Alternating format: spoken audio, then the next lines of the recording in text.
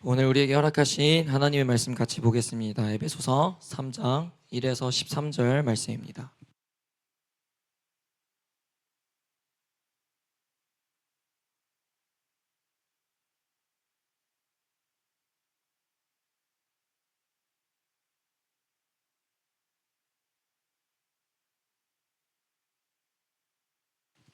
에베소서 3장 1에서 13절 말씀입니다.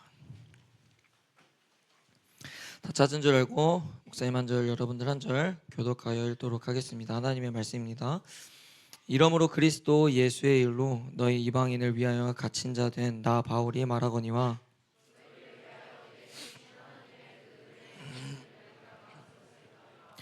곧 계시로 내게 비밀을 알게 하신 것은 내가 먼저 간단히 기록함과 같으니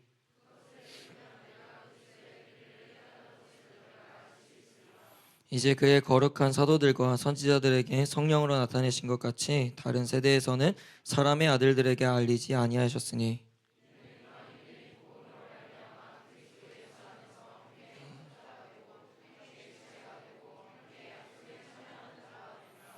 이 복음을 위하여 그의 능력이 역사하시는 대로 내게 주신 하나님의 은혜의 선물을 따라 내가 일꾼이 되었노라.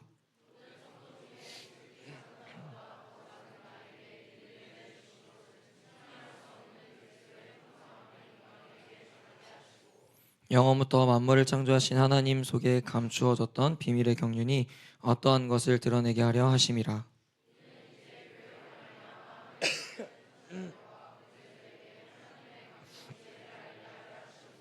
곧 영원부터 우리 주 그리스도 예수 안에서 예정하신 뜻대로 하신 것이라.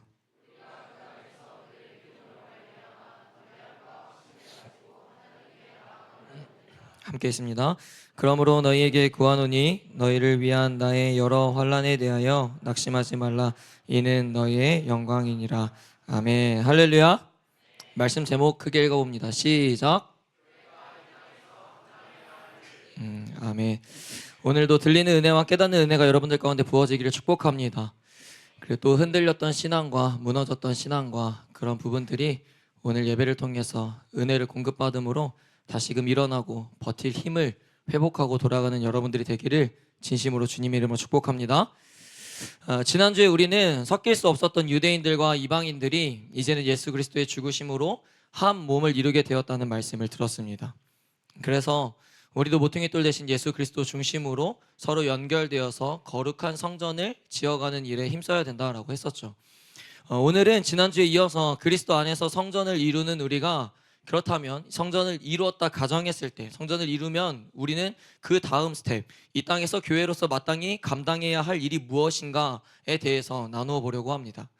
그 전에 이 본문의 내용을 좀 먼저 살펴볼 텐데 1절을 보면요, 바울은 이렇게 이야기를 합니다. 너희 이방인을 위하여 갇힌 자 된 나 바울이라고 표현을 하죠. 마치 바울은 이방인 때문에 갇혀 있다라고 원망하는 것처럼 좀 보일 수도 있습니다. 그러나 전혀 그런 의미가 아니죠. 바울은 이방인들에게 그리스도의 복음을 전했던 자였습니다. 물론 그 일을 통해서 감옥에 갇히게 된 건 사실이죠. 그들이 복음을 듣고 이제는 주 안에서 교회 공동체의 일원이 되었기에 기쁜 마음으로 담담하게 옥에 갇힌 것을 받아들이고 있는 것입니다. 그거 어떻게 가정하나요, 목사님? 이 바울이 그렇게 기쁜 마음으로 담담하게 감옥에 갇혔다고 어떻게 알 수 있냐라고 했을 때 오늘 13절에도 이야기를 하지만 바울은 이야기해요. 너희는 나를 위해서 슬퍼하지 말라고, 낙심하지 말라고 이야기를 합니다. 나 괜찮으니까. 이런 바울은요, 교회를 위해서라면, 하나님의 나라를 위해서라면요, 복음을 전파하는 일에 힘썼습니다. 그래서 감옥에 들어가는 일은 아무렇지 않게 생각했습니다. 그래서 빌립보서만 봐도 아는 사람은 알겠지만 빌립보서만 봐도 빌립보서는 애초에 붙어 다니는 별명이 희원아 기쁨의 서신입니다. 기쁨의 서신이라는 것 자체가 바울은 감옥에 있음에도 불구하고 기뻤다라는 것을 나타내고 있다라는 거예요. 여러분, 우리는 바울의 이러한 모습을 본받아야 됩니다. 복음을 전파하는 일을 통해서 주어진 고난을 기쁘게 감당하고 한 영혼이 구원받을 수 있는 일에 자신의 희생을 주저하지 않는 것, 이러한 모습이 오늘날 저와 여러분들에게 있어야 할 줄로 믿습니다. 본문 2절을 한번 읽어봅니다. 2절 시작. 너희를 위하여 내게 주신 하나님의 그 은혜의 경륜을 너희가 들었을 터이라. 아멘. 이방인들을 위해 하나님이 바울에게 주신 은혜의 경륜을 그들도 들었을 거다라고 이야기를 합니다. 자, 그럼 우린 여기서 한 가지 질문을 하게 되죠. 뭘까요? 은혜의 경륜이 뭐냐라는 거예요. 은혜의 경륜이. 은혜의 경륜이 뭔지를 알아야 그 말뜻을 이해할 수 있지 않겠습니까? 그렇죠? 여기서 말하는 이 경륜은요, 두 가지의 의미를 가지고 있습니다. 하나님의 계획이자 직무라는 의미를 담고 있다라는 거예요. 다시 말해 하나님의 계획을 실행하기 위해서 바울을 사용하시기로 작정하셨고 그에게 청지기의 직무를 건네주셨습니다. 이해가 되세요? 이해가 되어야 돼요. 너무 중요한 단어라서요, 이 장에서. 다시 설명할게요. 경륜은 하나님의 계획이에요. 근데 계획은 우리가 조금 목사님 만약 쉽게 표현한다면 플랜에서 그치지 않는 거예요. 하나님의 계획은 계획을 짠 거에서만 끝나지 않는다는 거죠. 어떤 하나님이냐면, 우리 하나님은, 목사님과 여러분들이 믿는 하나님은 어떤 하나님이냐면 계획을 세우시고 일하시는 하나님이십니다. 믿으세요? 그렇기 때문에 이 하나님의 계획은 단순히 플랜만 짠 게 아니에요. 이걸 실행시켜야 되는 거예요. 그럼 그 실행을 시키기 위해서 그 청지기의 직무를 바울에게 주신 겁니다. 이해가 되시죠? 자, 그래서 경륜을 바울에게 맡기신 거예요. 그래서 조금 더 정리하자면 경륜은 바울에게 맡기신 하나님의 비밀 계획이라는 겁니다. 비밀 계획. 자, 그럼 또 하나의 질문을 가질 수 있죠? 그럼 비밀 계획이 뭐냐? 하나님께서 바울에게 알려주신 이 비밀 계획이 도대체 어떤 계획이냐라는 걸 궁금할 수밖에 없는 겁니다. 우리가 그건 조금 더 뒤에 볼 거고요. 먼저 3절과 4절 현대인 성경으로 보겠습니다. 시작. 전에 내가 간단히 편지한 것과 같이 하나님은 계시로 나에게 그분의 신비로운 계획을 알려주셨습니다. 여러분이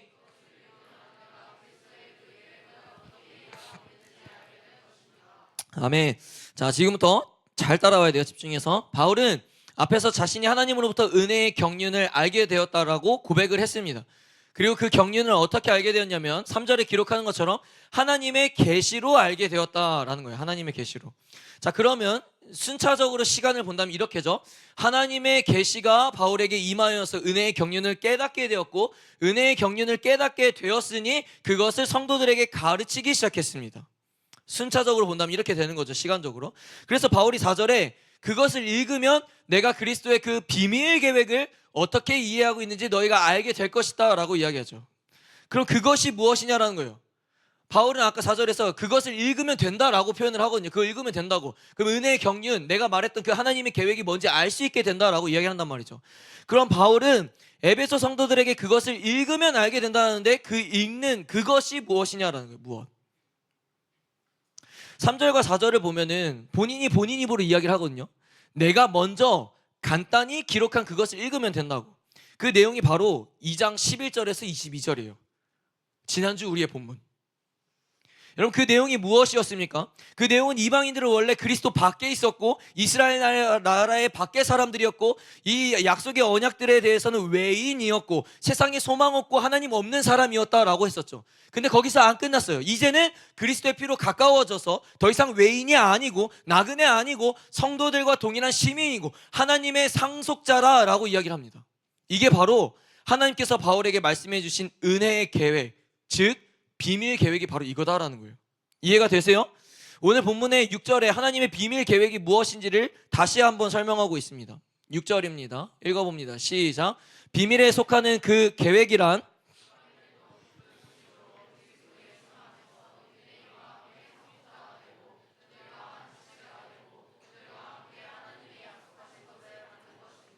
아멘. 여러분 잘 쫓아오고 있죠? 지난주에 말했던 그 본문을 다시 한번 상기시키는 거예요. 바울은 하나님께서 바울에게 미리 알려주신 은혜의 경륜, 즉 하나님의 비밀 계획은 이방인들도 예수 그리스도 안에서 유대인들과 같이 하늘의 상속자가 되고 유대인들과 한 지체가 되고 그들과 함께 하나님이 약속하신 것을 받게 될 것이다 라는 거였습니다. 하나님은 이미 창세전부터 이 비밀의 계획을 준비하셨던 거예요. 그럼 여러분 안다면 답을 해보십시오. 바울은 이 계획을, 하나님의 이 은혜의 경륜을 그럼 언제 깨닫게 됩니까? 언제 깨닫게 돼요? 사도행전 9장에서 다메섹 도상에서 그가 예수님을 만났을 때 사건을 이야기하는 거죠.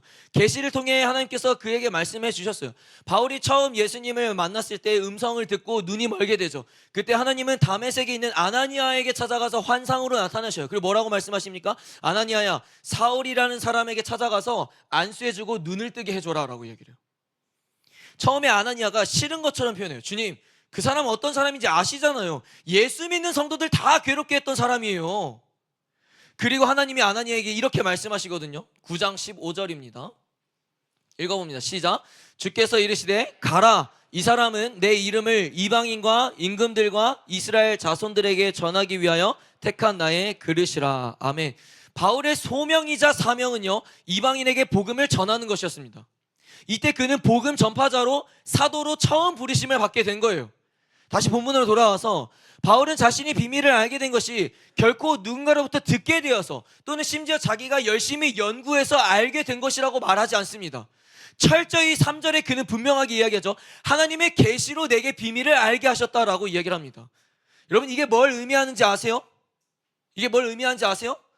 하나님께서 인간을 구원하고자 하시는 그 비밀 계획, 그 은혜의 경륜은요, 그냥 알 수 있는 것이 아니다라는 거예요. 여러분 잘 기억하세요. 복음은요, 하나님으로부터 지혜와 계시의 영이 임할 때 알게 되는 것입니다. 아멘이세요? 내가 열심히 무언가를 한다고 되는 것이 아니라, 내가 열심히 막 어떤 것들을 노력해서 얻어지는 것이 아니라 하나님의 강권적인 은혜와 역사가 있어야만 복음에 숨겨진 비밀을 발견할 수 있게 된다는 겁니다. 아멘? 그러기에 다라고 단정 지을 수는 없겠지만 그 복음의 참된 비밀을 깨닫는 자가 지금 여러분들 가운데 있지 않겠습니까?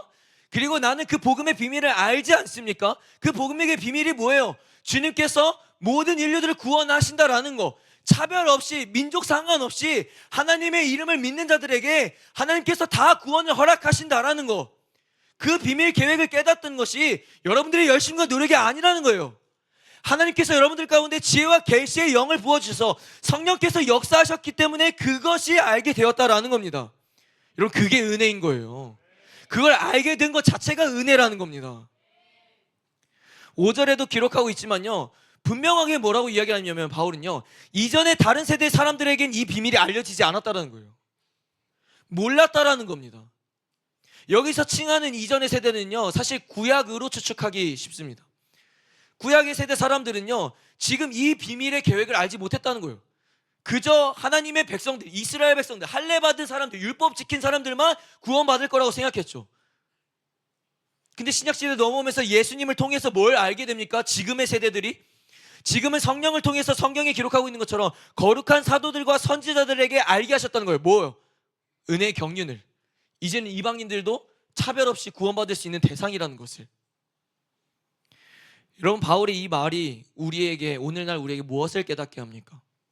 이전에 알려지지 않았지만 성령을 통해서 지혜와 계시의 영이 나에게 임하여서 이제는 그리스도의 참된 복음의 비밀을 알게 되었다는 것이, 아, 내가 엄청난 은혜를 입은 자구나 라는 사실을 깨닫게 한다는 거예요.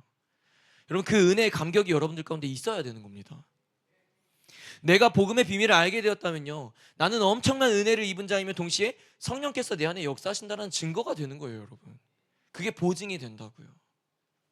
사랑하는 청소년부 여러분, 내가 본래 죄인이었고 이방인이었는데 이제는 그리스도 안에서 복음을 믿음으로 말미암아 하나님의 자녀로서 구원받을 자격을 얻게 되었다는 이 비밀을 여러분 알게 되셨습니까? 이 비밀은 연구해서 알아지는 게 아니라고요. 그저 목사님이 계속해서 막 설교한다고 떠든다고 이게 이해되고 전해지는 게 아니라고요. 주님이 날 택하시고 은혜 부어주시고 성령께서 깨닫게 해주셔야 그 은혜의 경륜을 깨닫게 된다라는 겁니다. 그걸 믿으시길 바랍니다. 교회를 똑같이 다녀도요, 똑같이 지금의 이 자리에 다 앉아서 복음을 들어도요, 설교를 들어도요, 누군가는 그 감추어진 비밀을 깨닫지 못하는 자들이 있다라는 거예요. 그러나 반면에 그 비밀을 발견하고 깨닫게 되었다는 건 놀라운 축복과 은혜가 지금 이 자리에서 임하고 있다라는 겁니다. 바울은 비밀의 경륜을 구체적으로 설명하지 않고 4절에서 말했던 것처럼 내가 이전에 썼던 것을 읽으면 알 수 있다라고 이야기하죠. 그러나 6절에 그것을 확실하게 각인시키기 위해서 다시금 설명해줘요. 6절을 봅니다. 읽었지만 6절 다시 읽어봅니다. 시작. 이는 이방인들이 복음으로 말미암아 그리스도 예수 안에서 함께 상속자가 되고 함께 지체가 되고 함께 약속에 참여하는 자가 됨이라. 아멘. 물론 지난주에 바울이 서술했던 것과 같습니다. 예수 밖에 있던 자들이 이제는 복음으로 말미암아 유대인들과 함께 상속자 되고 함께 지체되고 함께 약속받는 자가 되었다는 것. 이게 지금 반복적으로 지금 바울이 이야기하고 있는 은혜의 경륜이자 하나님께서 애초에 준비하셨던 놀라운 비밀 계획이라는 거예요. 과거의 이방인들은 하나님으로부터 구원받을 수 없던, 상속받을 수 없었던 자들이었죠. 그러나 하나님은 이미 그에 따른 비밀의 경륜을 준비하셨던 거예요. 그리고 때가 되었을 때 하나님의 은혜로 그들을 계획대로 구원하시기 시작하셨습니다. 그래서 더 이상 이방인과 유대인들이 서로 차이가 없는 거예요. 민족과 할례를 행함이 달라도 차별이 있을 수가 없는 겁니다. 여러분, 오늘 본문 1절부터 13절까지인데 이게 단락이 나눠져요. 어떻게 나눠지냐면 1에서 6절은 은혜의 경륜이 무엇인지에 대해서 바울이 설명해주고 있고, 7에서 9절은 바울이 자신이 받은 사명에 대해서 이야기합니다. 그리고 10절에서 13절은 이제 개인이 아니라 교회가 받은 사명을 이야기한단 말이죠. 자, 그럼 7절을 볼게요. 이제 7절 읽어봅니다. 시작. 나는 하나님께서 주신 은혜의 선물을 받고,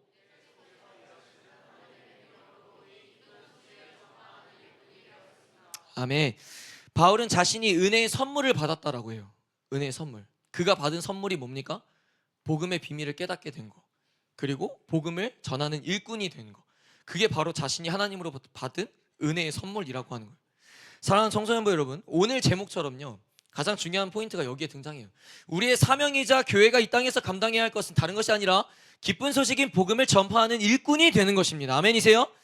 아직 복음의 비밀을 알지 못한 자들에게 찾아가서 우리와 함께 하늘의 상속자가 될 수 있다고, 이제는 우리와 함께 한 지체가 되고 함께 하나님의 약속에 참여하는 자가 당신도 될 수 있다라고 복음을 전하는 것이, 그것이 우리의 사명이자 교회가 이 땅에서 감당해야 할 사명이라는 겁니다. 우리는 오늘 바울의 모습과 말들을 잘 기억해야 돼요, 여러분. 그는 자신이 하나님의 복음을 전하는 일꾼이 된 것이 하나님으로부터 받은 은혜라고 여겼던 자입니다. 내가 복음을 전파하고 복음을 전하는 자로 쓰임받을 수 있는 것이 은혜입니다. 아멘이세요? 하나님이 내게 주신 은혜의 선물로 여길 수 있어야 됩니다. 아멘이세요?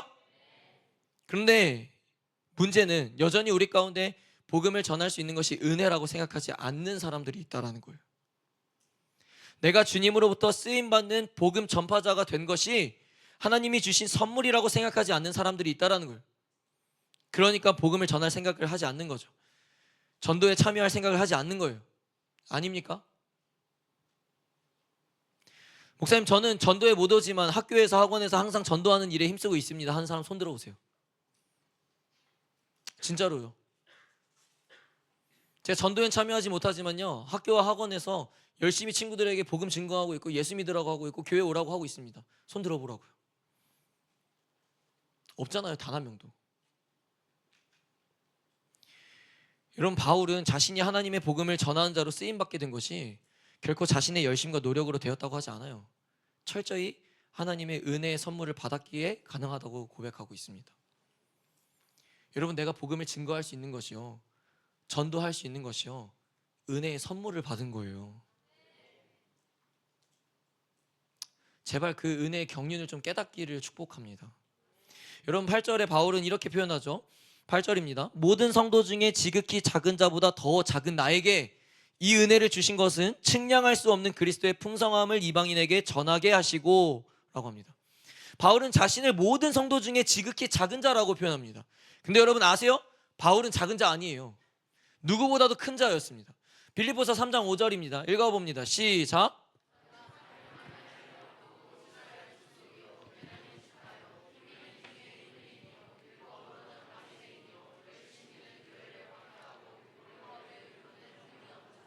아멘. 여러분, 바울이 자신을 자랑한다면요, 그 어떤 사람보다 자랑할 게 많은 사람이었습니다.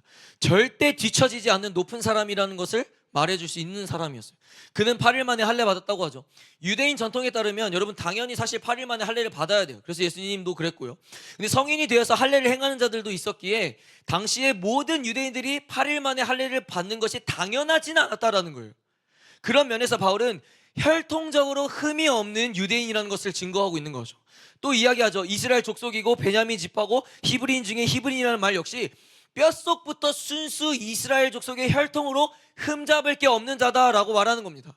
율법으로는 바리새인 중에 바리새인이었기에 사람들에게 사실상 존경받고 인정받는 사람이었어요. 그런데 그러던 그가 이제는 자신을 어떻게 표현합니까? 성도들 중에 작은 자보다 더 작은 자라고 해요. 여러분, 바울이 성도들보다 작은 자 중에 작은 자라고 하면 우리는 뭡니까? 우리는 뭐예요? 먼지와 같은 존재가 되겠죠. 근데 여러분, 자신을 자랑한다면 누구라도 자랑할 수 있었던 그가 자신을 작은 자라고 표현을 해요. 왜 그렇게 표현합니까? 겸손한 척하기 위해서입니까? 내가 이만큼 겸손하다라고 장거하면서 너네 잘하고 있냐 라면서 죄책감 들게 하기 위함입니까? 아니에요. 자신의 힘으로 된 것이 하나도 없고 하나님의 은혜로 허락하셨기 때문이라는 것을 너무나도 잘 알았기 때문이라는 거예요. 내가 복음을 증거할 수 있는 거 철저히 하나님의 은혜였기 때문에 내가 이 자리에 있는 거다라는 거예요. 그러니까 표현하는 거예요. 그 누구보다도 내가 작은 자라는 거. 하나님의 비밀을 경륜을 전할 수 있는 그 은혜가 자신에게 너무 과분한 겁니다. 너무 큰 복이라고 생각하는 거예요. 그럼 보잘것없는 그 은혜를 바울에게 주신 이유가 뭐라고 8절 뒤에 기록합니까? 그리스도의 풍성함을 이방인에게 전하라고. 창조주 하나님께서 오래전부터 숨겨두었던 그 비밀의 경륜이 무엇인가를 사람들에게 알리기 위해 은혜를 베풀어 주셨다라는 겁니다. 여러분, 여기 모인 우리가 남들보다 먼저 하나님의 비밀의 경륜을 알게 되었다면요, 여러분들이 만약 그 지혜와 영이 임하여서 그 비밀의 계획을 깨닫게 되었다면 그 은혜를 받은 이유는요, 다른 것이 아니에요. 아직도 복음의 비밀을 깨닫지 못한 자들에게 그 복음을 알려주라고 은혜를 먼저 허락하신 것입니다. 이게 하나님의 경륜, 복음의 비밀을 먼저 깨닫는 자가 감당해야 할 사명이라는 거예요. 여러분, 우리는 바울의 이러한 모습을 본받을 수 있어야 됩니다. 10절을 볼까요? 현대인 성경입니다. 시작. 그래서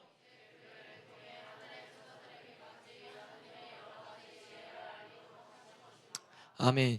10절부터 13절이 이제는 교회의 사명을 이야기하는 겁니다. 그리고 10절에 시작할 때 이렇게 하죠. 이제 교회를 통해서 그 하늘의 천사들에게까지 하나님의 여러 가지 지혜를 알리도록 하신 것. 바울이 말하는 이 표현의 지혜는 결국 은혜의 경륜을 이야기하는 거예요. 바울은 자신이 하나님께 받은 그 비밀의 경륜을 이제는 교회를 통해서 하나님께서 알리게 하시기를 원하신다라는 걸 말해주고 있죠. 즉 이제는 바울이라는 이 한 사람에게 부어지는 개인의 사명이 아니라 교회가 함께 감당해야 할 공동체적인 사명이라는 거예요. 그러니까 지금 에베소 교회 성도들에게 이 이야기를 하는 거예요. 교회가 감당해야 할 공동체 사명이 뭐라고요? 복음 전파다라는 거예요. 하나님의 비밀의 경륜을 알리는 것. 여러분, 하나님은 교회를 통해 자신의 뜻과 계획을 드러나기를 바라고 계십니다. 그래서 교회의 몸된 우리가 모퉁이 돌 대신 예수 그리스도를 통하여 중심으로 서로 연결되어서 하나님이 거하실 거룩한 처소를 예비하여 성전을 지어서 그 성전이 된 우리가 이제 우리가 감당해야 할 일은 바로 예수 복음을 전파하는 일이다라는 겁니다. 교회의 몸된 우리가 하나님의 손과 발이 되어야 된다라는 거예요. 여러분, 근데 참 아쉬운 게 있죠. 안타까운 게 있죠. 그게 뭡니까? 오늘날 한국교회는 복음 전파하는 일에 열심을 다하지 않는다라는 거예요. 그저 자신의 교회만 든든히 서가면 된다고 생각하기 때문이라는 겁니다. 작년 2024년에 기독교인들 대상으로 전도를 하지 않는 이유에 대해서 설문조사를 한 통계표가 있습니다. 보이는 것처럼 전도를 못하는 1위가 전도할 용기가 없어서, 그리고 나머지는 고만고만하죠. 아직 전도할 만한 신앙의 수준이 없어서 신앙인으로서 모범적인 삶을 살지 못해서, 기독교에 대한 사회적 이미지가 좋지 않아서. 여러분, 1위가 뭐라고요? 용기가 없어서요. 용기가 없어서. 여러분, 물론 용기가 있어서 전도해야 되는 거 맞죠? 근데 그 용기가 어디서 생기는 겁니까? 어디서? 뭐 MBTI가 E인 사람들은 용기 있게 할 수 있는 거고, I인 친구들은 용기가 없어서 두려워서 그 못 전하는 겁니까? 그렇지 않죠? 그 용기가 어떻게 생기는 건데요? 그리스도의 복음의 비밀을 진짜 알고 깨닫게 되면요, 용기가 생기게 되는 거예요. 그 비밀을 알고도 용기가 없다는 건요, 여러분, 말이 안 되는 겁니다. 복음의 능력을 아는데, 복음의 비밀을, 복음을 통해서 내가 얻게 된 은혜와 구원이 무엇인지를 아는데 용기가 안 생긴다는 건요, 사실 복음의 비밀을 겉으로만 안다고 말할 수밖에 없는 겁니다. 그 비밀을 제대로 알지 못하니까 두려운 거예요. 무서운 겁니다. 용기가 나지 않는 거예요. 근데 여러분, 복음의 능력은 그렇지 않거든요. 복음의 능력은요, 우리를 담대하게 만듭니다. 아멘이세요? 복음의 능력은 말씀에 순종하게 만들고 말씀을 통해서 세상에 전진하게 만듭니다. 이 복음의 비밀을 나만 알면 되는 것이 아니라 온 세상 사람들이 알고 함께 구원받은 백성이 되어야 한다는 것을 깨닫게 되면 없던 용기가 생길 수밖에 없다고요. 더하여 복음을 증거하는 일이 얼마나 중요하고 그 일이 하나님을 무엇보다 기쁘게 하는 일이라는 사실을 알게 되면요, 그 일을 할 수밖에 없다니까요. 목사님 말이 틀립니까? 몇 번 언급한 적이 있지만 목사님이 전도 모임을 시작하게 된 이유는 아주 간단한 이유였습니다. 주님께서 하라고 하시니까, 복음을 전파하는 것이 그리스도인의 사명이라고 하시니까. 그래서 상황이 어떻고 참여가 어떻고 계산하지 않고 시작했습니다. 일단. 그리고 중등부 때부터 지금 3년째 전도 모임이 이어져 가고 있죠. 근데 누누이 이야기하죠. 문제는요, 참여하는 사람들만 참여한다는 거예요. 물론 목사님이 여러분들의 상황을 다 알지 못합니다. 얼마나 바쁘길래 이 일에 참여하지 않는 건가 싶기도 해요. 나는 그 시간에 학원과 중요한 일정이 있어서 하지 못하지만 따로 학교와 학원과 그 친구들 관계 속에서 전도를 하고 있다면 오케이예요. 목사님이 요지를 잘 파악하세요. 얘기하는 건 이 단순히 토요일날 전도 모임에 나와야지만 전도를 제대로 지키고 있다는 게 아닙니다. 그 모임에 참여할지 못할 수 있죠. 그렇다면 내가 있는 곳에서 복음을 증거하는 일은 해야죠. 왜 상황과 어떤 환경과 그걸 따져서 복음을 증거하고 있냐라는 겁니다. 이런 복음의 사명은요, 누군가에게 특별히 주어진 것이 아니라 내게 주신 사명이라고요. 이런 무언가를 할 때도 마찬가지입니다. 교회 봉사를 할 때도 마찬가지고 섬기고 희생하는 일을 할 때도 마찬가지예요. 하고 싶지 않죠. 다 똑같아요. 다 똑같은 마음입니다. 근데 누군가는 해야 되는 일인 겁니다. 좌절감을 가지라고 이야기하는 게 아닙니다. 뭘 이야기하고 싶냐면 여러분들이 이 땅 가운데에서 우리가 어떤 고백들을 주님께 많이 고백을 올려드립니까? 그리고 수없이 들었던 게 뭡니까? 주님, 이 땅에 연연하지 않고 저 천국 소망을 바라보면서 살겠습니다. 주님, 이 땅에서 내가 포기할 것들을 포기하고 절대 하나님 나라의 그 영원한 가치를 포기하지 않겠습니다. 그런 고백들, 우리 그런 기도들 많이 하지 않습니까? 그런 결단들 많이 하잖아요. 근데 안 되잖아요.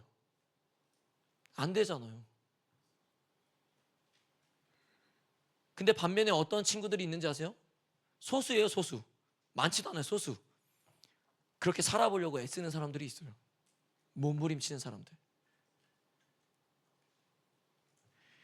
여러분, 반드시 천국에 갔을 때 상급이 달라요. 좌절감을 심어주기 위해서가 아닙니다. 성경이 있는 그대로예요. 고린도전서 3장 8절을 보면요, 자기가 수고한 대로 상을 받으리라 라고 합니다. 마태복음 16장 27절을 보면요, 인자가 올 때에 각 사람에게 행한 대로 갚으신다 라고 약속하십니다. 섬기는 거 힘들고 희생하는 거 힘들고 왜 나만 하나? 아무도 하지 않는데 왜 이 일을 내가 감당해야 되나? 여러분, 나중에 천국에서 받을 상급이 달라요. 상급이. 여러분, 복음을 증거하는 것이 남일처럼 여겨지시죠? 내게 주어진 사명이 아니라 특별한 자들에게만 주신 사명이라고 생각하고 마치 시간이 남아서 한가한 사람들이, 시간 되는 사람들이 감당해야 할 몫이라고 생각하고 있는 것 같습니다. 여러분, 분명히 기억하세요. 복음을 증거하는 일은요, 나의 사명인 겁니다. 하나님이 나라는 사람에게 주신 막중한 사명이라고요. 그리고 그 사람들이 모여서 교회를 이루어서 이제는 교회가 감당해야 할 사명이라는 겁니다. 하나님을 인격적으로 만나고 진짜 회심하여 거듭난 사람은요, 전도하는 인생을 살게 되어 있어요. 예수쟁이들을 다 핍박하고 죽이려고 했던 이 바울이 다메섹에서 예수님을 만나고 가장 먼저 한 행동이 뭔지 아세요? 가장 먼저 한 첫 행동, 아나니아를 통해서 눈을 뜨고 가장 먼저 한 행동, 사도행전 9장에 기록되어 있듯이 다메섹에 들어가서 복음을 증거하기 시작합니다. 시간적으로 얼마 차이 안 날 거거든요. 불과 얼마 전까지만 해도, 몇 시간 전까지만 해도 예수쟁이를 다 죽이려고 했던 사람이 예수님을 만나고 가장 먼저 한 행동이 복음 증거예요. 복음 증거. 사랑하는 여러분, 제발 입맛대로 하나님의 말씀에 순종하려고 하지 마십시오. 그리고는 마치 내가 말씀에 열심히 순종하고 있다고 착각하지도 마십시오. 마태복음 28장 18절에서 21절을 보면 예수님께서 승천하시기 전에 제자들에게 마지막으로 유언과 같이 가장 중요하게, 그리고 우린 그걸 그렇게 표현하죠. 지상 대명령이라고. 그것이 무엇이었습니까? 가서 제자 삼아라.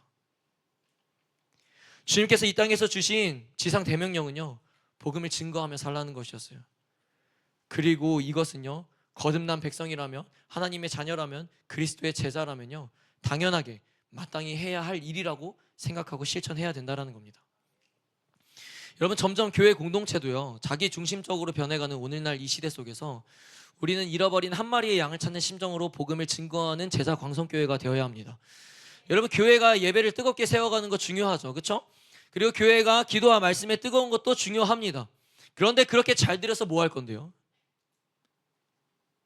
생각해 보십니까? 예배를 왜 뜨겁게 세워가야 되는 거죠? 왜 우리가 그렇게 기도와 말씀이 뜨거워야 되는 건데요? 그건 우리 교회를 위해서도 아니고요, 나를 위해서도 아니에요. 여러분, 올바른 예배는요, 우리를 교회 안으로 가둬두지 않습니다. 뜨거운 예배는요, 뜨거운 기도와 말씀을 실천하는 사람들은요, 교회에 갇혀있지 않아요. 복음을 증거하는 일에 관심이 없다면요, 한 영혼을 찾으려는 갈급한 마음이 없다면요, 이 모든 것이 다 종교적인 모습에 불과한 거 아닙니까? 예배가 제대로 세워진 교회는요, 밖으로 나갑니다. 영혼을 찾으러 다니게 되어 있어요. 기도와 말씀이 제대로 세워진 사람은요, 하나님의 뜻과 마음을 알기 때문에 복음을 증거하는 일을 주저하지 않게 됩니다. 하나님께서 그 한 마리의 양을 찾았을 때 얼마나 기뻐하시는지를 알기 때문에 내가 감당해야 할 사명이 무엇인지를 알고 나가게 되어 있다라는 겁니다. 여러분, 오늘날 교회가 이 땅에서 감당해야 할 일이 바로 이것이라는 거예요. 이거. 그래서 부디 이런 복음을 증거하는 일에 힘쓰기를 바랍니다. 토요일날 전도에 나올 수 있다면 당연히 전도에 나와야죠. 근데 그 상황이 안 된다면 여러분들이 서 있는 곳이 선교지라 생각하고 학교와 학원에 복음을 증거하는 일을 해야 되는 거예요. 토요일에 아무도 안 나와도 괜찮아요. 대신 학교와 학원에서 정말 여러분들이 열심히 복음을 증거하고만 있다면 하지 않아도 괜찮습니다. 그게 안 되니까 억지로라도 좀 하라고 밀어 넣게끔 만드는 거예요. 그렇게라도 안 하면 안 하니까. 여러분, 누군가에게 주어진 일이 아니라니까요. 나에게 주신 하나님께서 허락하신 사명이라고요. 사명. 그리고 지금도 그 열심을 몸부림치면서 하는 친구들 있죠. 여러분, 반드시 여러분 받게 될 하늘의 상급이 다를 거라고 확신합니다. 그러니 버텨내십시오. 힘들어도 남들 섬기지 않는 거 섬기고 남들 희생하지 않는 거 희생하고 그렇게 사십시오. 반드시 다를 겁니다. 그 믿음을 가지고 하나님 일에 전진하는 여러분들이 되기를 축복합니다. 말씀을 정리합니다. 하나님이 바울에게 주신 은혜의 경륜은 하나님의 백성으로서 구원받을 수 없었던 이방인들이 이제는 유대인들과 같이 함께 상속자가 되고 함께 지체가 되고 함께 약속에 참여하는 자가 될 수 있었다라는 아주 기쁜 소식이었습니다. 여러분, 이것은요, 이방인들에게 너무 기쁜 소식이 되는 거예요. 감당할 수 없고 구원받을 수 없고 벌레만도 못한 이 사람이 하나님 앞에 구원받을 수 있다라는 이 소식을 듣는다는 건요, 너무 기쁜 소식이 될 수밖에 없는 거예요. 하나님이 오래전부터 준비하셨던 복음의 비밀이 바로 이거였던 거예요. 그리고 이 말씀은 지금의 우리에게도 여전히 복음의 비밀을 알지 못하고 지옥으로 걸어가고 있는 이방인들에게 복음을 전해야 함을 깨우쳐 줍니다. 여러분, 우리는 바울과 같이 복음을 전파해야 하는 사명을 받았습니다. 믿으세요? 복음을 전파해야 하는 이유는 그 복음은 모든 이들을 구원케 하는 능력이 담겨져 있기 때문입니다. 내가 먼저 은혜의 경륜을 깨닫고 그 참된 복음의 비밀을 알게 되었다는 것은요, 이제는 그 복음을 다른 이들에게 전하라는 거예요. 그게 바로 하나님의 부르심이에요. 바울은 자신이 복음을 전파할 수 있는 사명을 받게 된 것이 하나님이 자신에게 주신 은혜의 선물이라고 고백했던 사람이었습니다. 복음을 먼저 깨닫고 복음을 증거하는 통로로 내가 쓰임받을 수 있는 것이 은혜예요. 여러분, 은혜라고요. 여러분들이 먼저 섬기고 희생하고 남들이 하지 않은 일들을 하는 거, 말씀에 순종하면서 몸부림치면서 시대 속에서 거룩을 지켜가면서 살려고 하는 거, 그게 은혜입니다. 여러분에게 묻겠습니다. 여러분, 정말로 은혜의 경륜을 알게 된 자들입니까? 그 비밀을 진짜로 알게 되었다면요, 이제는 그 비밀을 모르는 자들에게 전하는 자가 되어야 됩니다. 그것이 나의 사명이자 이 땅의 교회가 감당해야 할 일인 것입니다. 사랑하는 청소년부 여러분, 복음을 증거하는 일에 동참하시기를 바랍니다. 주님 앞에 섰을 때 한 영혼도 구원받지 못하고 전도 한번 제대로 하지 못했다면 여러분, 얼마나 쪽팔린 일입니까? 되려 그렇게 물으신다면 여러분, 자신 있게 말할 수 있냐라는 거예요. 아니, 진짜로요. 복음서에서도 예수님께서 증거하시지 않습니까? 하나님 앞에서 나도 부인하겠다고, 너희가 이 땅에서 날 부인하면 나도 부인하겠다고, 그러나 너희가 나를 시인하면 나도 아버지 앞에서 시인하겠다고. 이 말씀을 두렵고 떨림으로 받아들이시길 축복합니다. 부디 오늘의 이 말씀이 강한 찔림과 회개가 여러분들의 가운데 임하기를 축복합니다. 이제는 복음을 증거하는 일을 나의 사명으로, 교회의 사명으로 여기고 그 일에 열심을 다하는 우리 뉴웨이브 공동체가 되기를 축복합니다. 아멘. 자리에 일어납시다.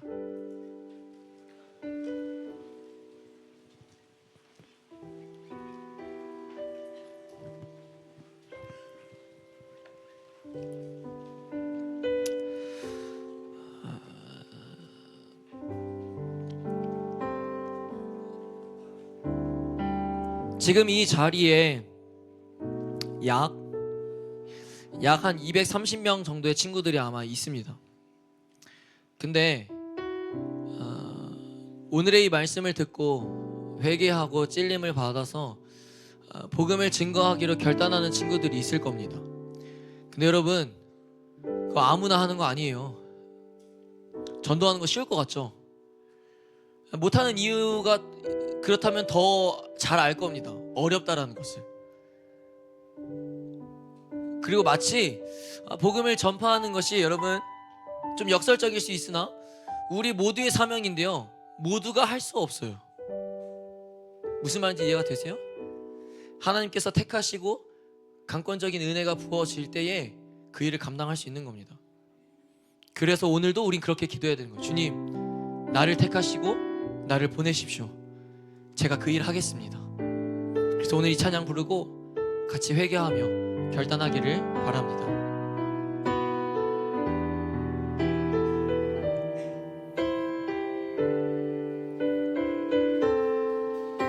마음을 다하여 고백합시다. 주님 나를 택하사, 주님 나를 택하사.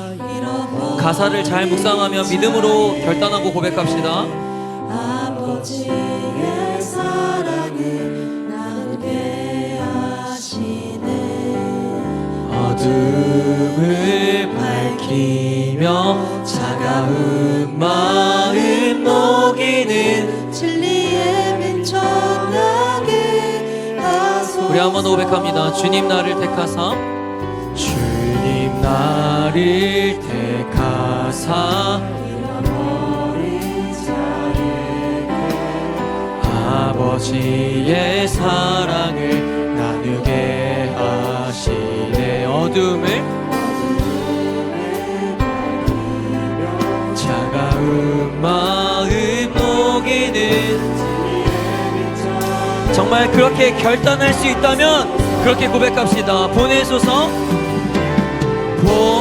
보내소서. 주님, 시련이 찾아올 때도 주님의 눈물 기억하게 하소서. 주님 보내소서.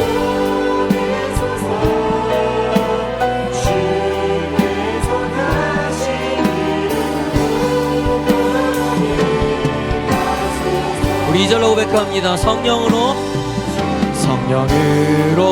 임하사 소망 없는 자에게. 우리가 찾아가야 될 자들이 그런 자들입니다. 목자 없는 양같이 방황하는 저들에게 주의 사랑 전하게 하소서. 우리 한 번 더 고백합시다. 성령으로 임하사. 가사를 기억하십시오. 소망 없는 자에게 생명의 그 말씀을 전하게 하시네. 목자 없는 양같이 방황하는 저들에게 주님의 복음을 전하게 하여 주십시오. 나를 써주십시오. 보내소서.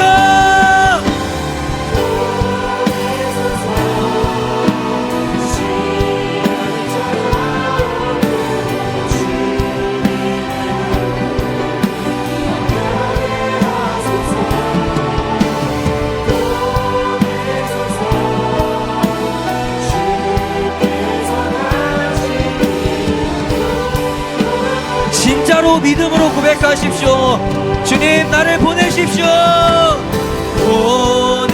보내소서. 시련이 찾아올 때도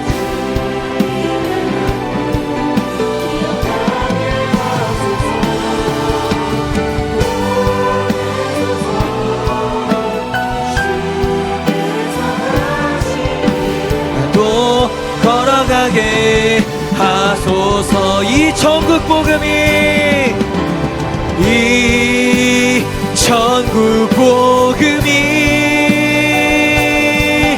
모든 민족에게 땅 끝까지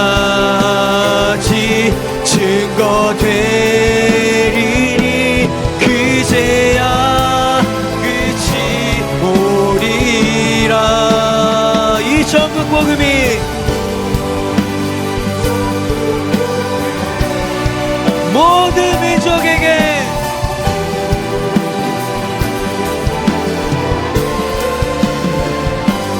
땅 끝까지 증거되리니 끝이 오리라. 이 천국 복음이 이 천국 복음이 모든 민족에게 땅 끝까지 증거되리니 그제야 끝이 오리라. 이 천국 복음이 이 천국 복음이 아멘 모든 민족에게 땅 끝까지 증거되리니 그제야 끝이 오리라. 보내소서 보내소서. 시련이 찾아올 때도 주님의 눈물 기억하게 하소서. 보내소서. 주께서 가신 길을 나도 걸어가게 하소서.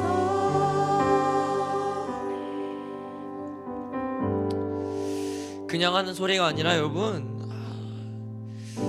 이 땅에서 해야 할 일은 너무 많은데, 복음을 증거하면서 하나님의 나라를 세우기 위해서 해야 할 일은 너무 많은데 그 일에 동참하는 사람이 없는 게 오늘날 현실입니다. 그래서 목사님은 그 일을 우리가 했으면 좋겠습니다. 주님께서 우리를 택하셔서 잃어버린 자에게, 소망 없는 자에게 찾아가게 하시어서 아버지의 사랑 나누고 생명의 그 말씀 전하게 하심으로 그들이 우리와 같이 천국을 소망할 수 있는 자들이 될 수 있었으면 좋겠습니다. 지금도 여전히 우리가 전도할 때 우리를 비웃고 우리를 조롱하는 사람들이 많습니다. 그럴 때 우리가 품어야 될 것은요, 분노가 아니에요. 불쌍함입니다. 불쌍함. 안타까움이에요. 안타까움. 좀 여담인데요, 오늘 이제 목사님이 학생의 친구들이랑 이제 노숙자 사역을 가거든요. 지난달에도 처음 다녀왔습니다. 지난달에 처음 갔을 때 비가 많이 왔어요. 근데 그 역 앞에 우산 하나 쓰면서 주무시는 분들이 많이 있거든요. 집 없이 박스 깔고 주무시는 분들이 많아요. 근데 그들에게 할 수 있는 것이 그저 핫팩을 전해주고 라면과 음료와 먹을 것들을 제공해 주는 것, 이것밖에 해줄 수 없다는 게 개탄스럽더라고요. 여러분, 지금도 복음의 이 은혜의 경륜을 깨닫지 못해서요, 여전히 지옥으로 걸어가고 그저 전파해 주는 자가 없으니, 들을 방법도 없으니, 믿을 방법도 없으니 그저 그렇게 지옥으로 가는지도 모르고 지옥으로 가는 자들이 너무 많다는 거예요. 근데 여러분, 우린 다르잖아요. 은혜의 경륜을 깨달았잖아요. 복음의 비밀을 알잖아요. 그럼 전해야죠. 전하는 일을 해야죠. 그래서 은혜를 깨닫게 했는데, 그래서 지혜와 계시의 영을 부어주셨는데, 이 시간 좀 회개합시다. 주님, 복음 증거자로 살지 않았던 나의 모습, 그렇게 살려고 노력조차 하지 않았던, 또는 어느 순간부터 복음을 증거하고 전도하는 일을 귀찮게 여기고 복음 전가하는 일에 참여하지 않았던 것을 주님 회개합니다. 주님, 복음을 알아도 복음을 증거하지 않았던 나의 삶을 회개합니다. 내 안에 언제부턴가 전도하는 것을 귀찮게 여겼고 중요하지 않게 생각했던 나의 교만하고 어리석은 생각들을 주님 회개합니다. 그 일을 나의 일처럼 여기지 않았고 남 일처럼 여겼던 것들을 회개합니다. 회개합니다. 주님, 이 시간 철저한 회개가 주님 앞에 세워지게 하여 주시옵소서. 주님, 나의 마음을 찢는 회개가 이 시간 부어지게 하여 주시옵소서. 회개의 영이 임하게 하여 주시옵소서. 우리 주여 한 모습과 회개하며 나아갑니다. 주여,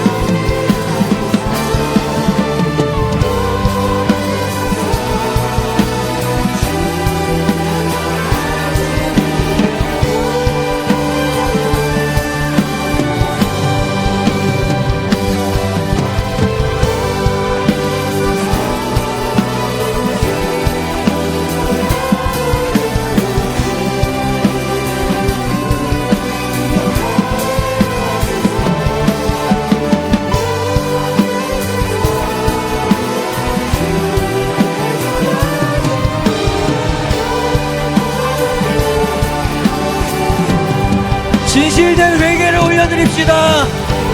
거짓된 모습이 아니라 정말 진실된 회개를 올려드립시다. 주여!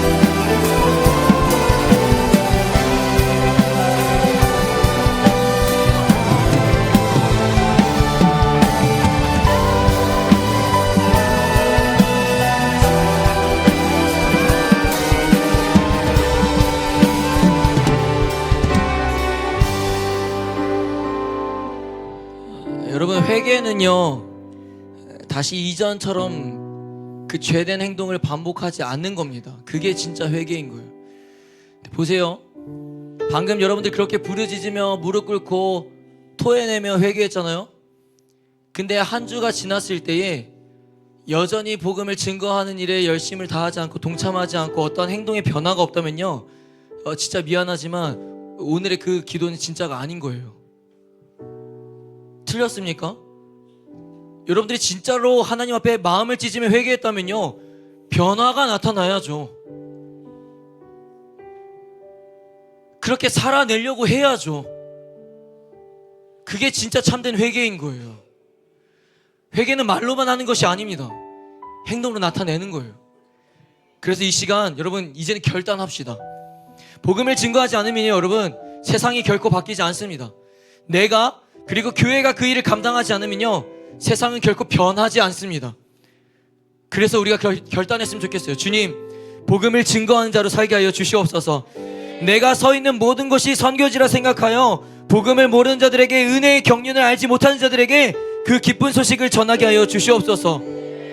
그리고 분명하게 결단하십시오. 주님, 복음을 절대 쪽팔리게 여기지 않게 하시고 하찮게 여기지 않게 하시고 복음을 담대하게 전하게 드러내며 살게 하여 주시옵소서. 나에게 믿음과 용기를 부어 주시옵소서. 복음의 가치를 하찮게 생각하지 않게 하시고 죽음까지 내놓았던 그 예수 그리스도의 복음을 부끄러워하지 않고 전할 수 있도록 도와주시옵소서. 이제는 그렇게 살겠습니다라고 주여 한 곳으로 결단합시다. 주여!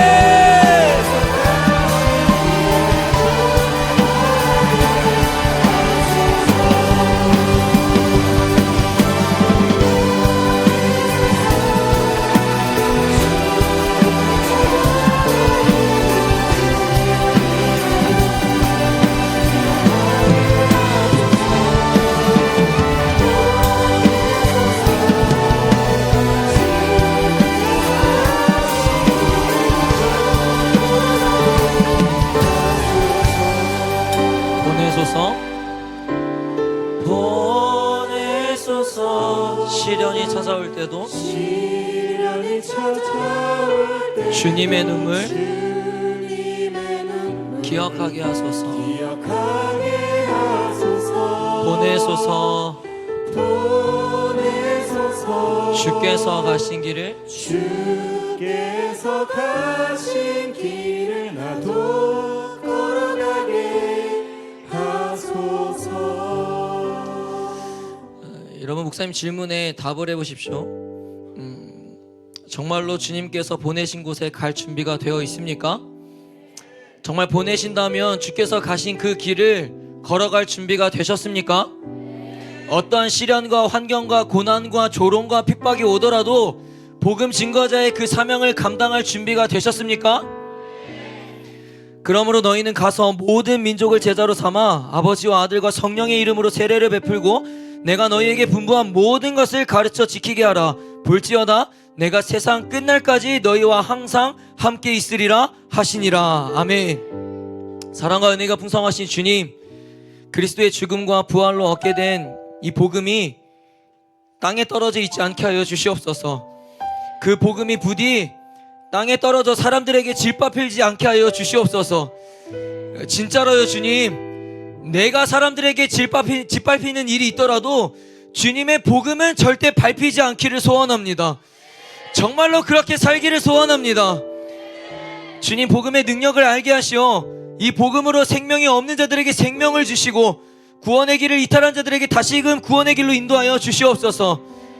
성경은 계속해서 복음을 전파하는 것이 내 개인의 사명이며 교회의 사명이라고 말합니다.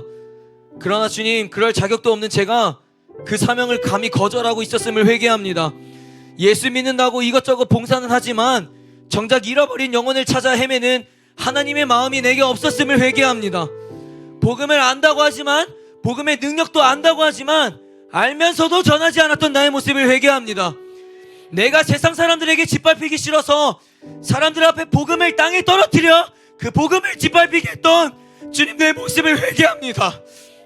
하물며 복음을 증거하고 전도할 때도 내 안에 아버지의 마음도 없이 그저 귀찮고 시간 뺏기는 일이라고 생각했던 시간들을 회개합니다.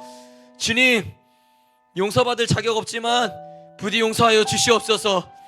이제는 그 복음을 귀하게 여기게 하시고 복음을 전파하는 것이 나의 사명으로 받아들여 바울과 같이 복음을 전하는 복음 증거자로 나를 세워 주시옵소서. 다른 것이 은혜가 아니라 복음을 깨닫고 복음을 전할 수 있는 주님의 통로로 쓰임받을 수 있는 것이 은혜임을 알게 하시고 그게 복이라는 사실을 알게 하여 주시옵소서. 세상적인 지식을 아무리 뛰어나게 알아도 복음의 비밀을 알지 못하면 아무 소용없는 것인데, 주님, 나에게 복음의 비밀을 알게 하여 주신 주님 감사드립니다. 내게 먼저 복음의 비밀을 알게 하셨다는 것은 복음을 전하라는 주님의 사인임을 알게 하시고 은혜의 경륜을 모르는 자들에게 전하도록 인도하여 주시옵소서. 주님, 이 땅의 모든 교회들이 그 사명을 붙들고 복음을 증거할 때에 대한민국 이 땅이 어떻게 변하는지를 보게 하여 주시고 부흥을 경험하는 세대가 우리 세대가 되게 하여 주시옵소서. 주님, 말로만 고백하는 것이 아니라, 말로만 결단하는 것이 아니라 삶으로 실천하며 내가 있는 곳곳에서, 물론 어렵겠지만 쉽지 않겠지만 주님, 처음부터 잘할 수는 없겠지만 그럼에도 불구하고 결단했던 것처럼, 회개했던 것처럼 이제는 복음을 전파하는 것이 나의 사명으로 받아들여 실천할 수 있도록 주님께서 아버지의 은혜를 강권적으로 부어 주시옵소서. 그렇게 주님께서 역사하여 주실 줄 믿으며 예수님의 이름으로 간절히 축복하며 기도리옵나이다. 아멘. 그렇게 일하실 주님께 감사와 영광의 박수를 드립시다.